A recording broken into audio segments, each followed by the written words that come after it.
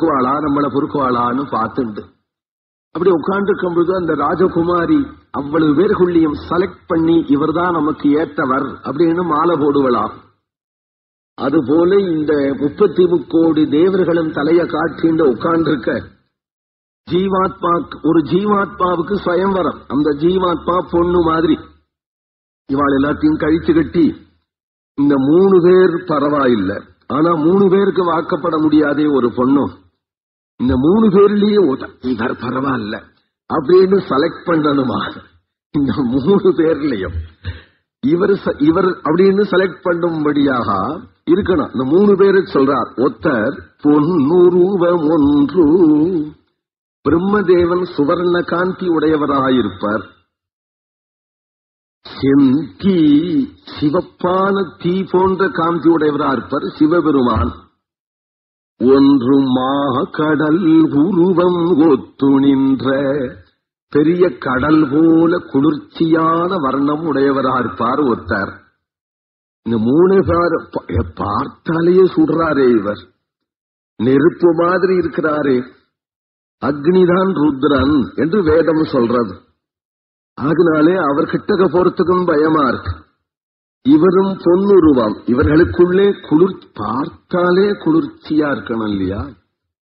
பார்த்தாலே குளிர்ச்சியா இருக்கக்கூடிய இவர்தான் மூவுருவம் கண்ட ஒன்றாம் சோதி முகில் உருவம் எம் அடிகள் உருவம் தானே.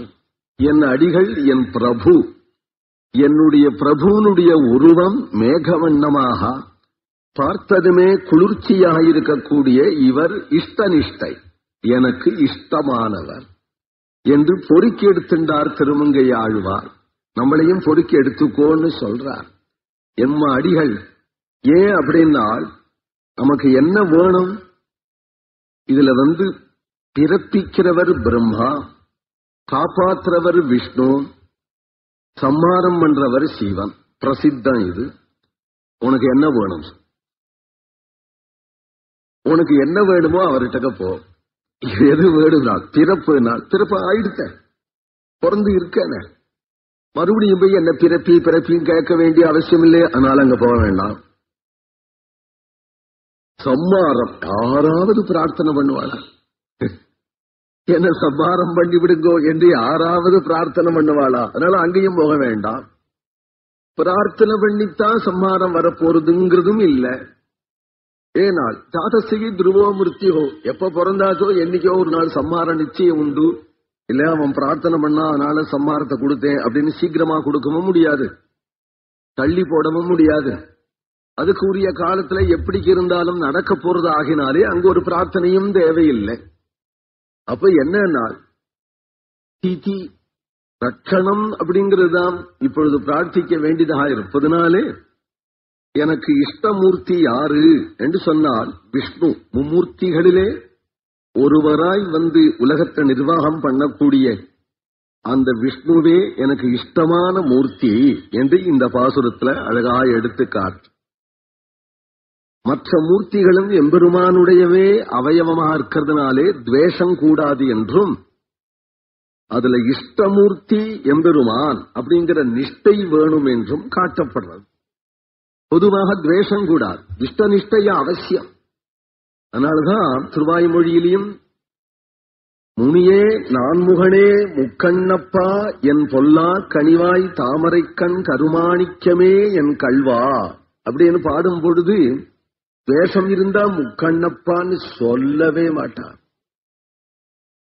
துவேஷம் இருந்தா நான்முகனேன்னு சொல்லவே மாட்டார். துவேஷம் இல்லை.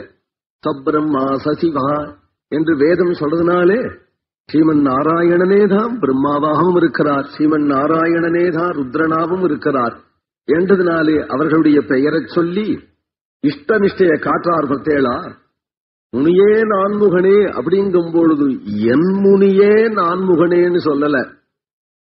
முக்கண்ணப்பாங்கும் பொழுது என் முக்கண்ணப்பான்னு சொல்லல.